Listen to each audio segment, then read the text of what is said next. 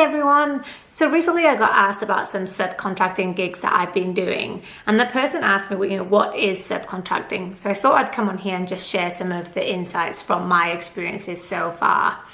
So I'll talk through a couple of the projects I've got on the go and then the type of project that they are. So a couple of my projects are my clients and I have a direct relationship with that client. So they have hired me and I'm conducting that work for them.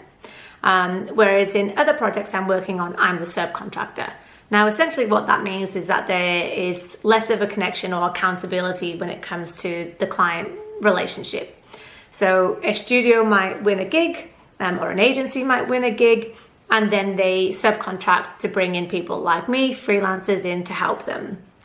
And that could be a capability or a capacity gap that they've got.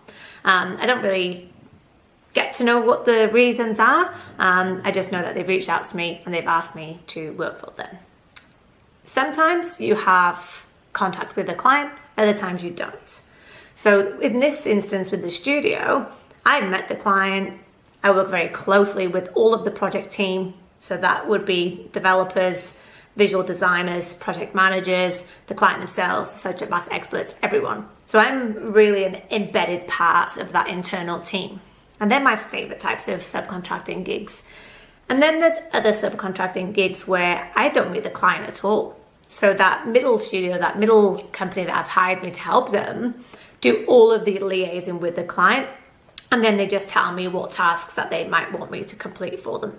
So essentially, in summary, subcontracting is a different type of client relationship and you are further away from the client in terms of accountability and responsibilities. So I hope that's helped. In the next one, I'm going to talk about the pros and cons, and then perhaps going into how I price for these types of gigs.